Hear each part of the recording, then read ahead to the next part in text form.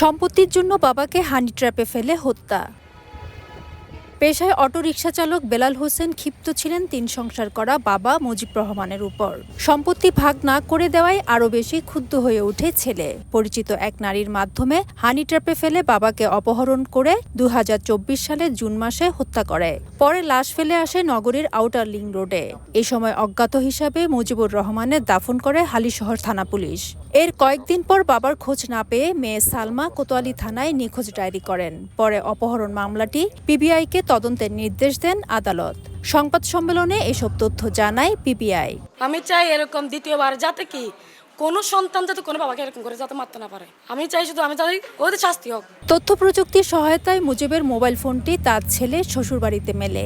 এর সূত্র ধরে বেলালকে গ্রেফতারের 2 বছর পর হত্যার রহস্য উন্মোচন করে পিবিআই। হত্যাকাণ্ডের সঙ্গে যুক্ত ছিলেন ভাইরা জলিলও। একটি মহিলার সহায়তায় তারা হানি ট্র্যাপ সাজিয়ে ওই মহিলার বাসায় নিয়ে খাবারের সাথে তারা ঘুমের ওষুধটা মিশিয়ে দেয়। বাবা যখন নিস্তেজ হয়ে যায় তখন গাড়ির ভিতরে বেলাল এবং জলিল গামছা পেঁচায় তার বাবাকে হত্যা করে লাশটি আউটার সার্কুলার রোডে ফেলে যায়। নিহতের গ্রামের বাড়ি চট্টগ্রামের বাঁশখালীতে। পেশায় বাবুর্চি ছিলেন তিনি। ফেরদৌস লিপি, সময় সংবাদ, চট্টগ্রাম।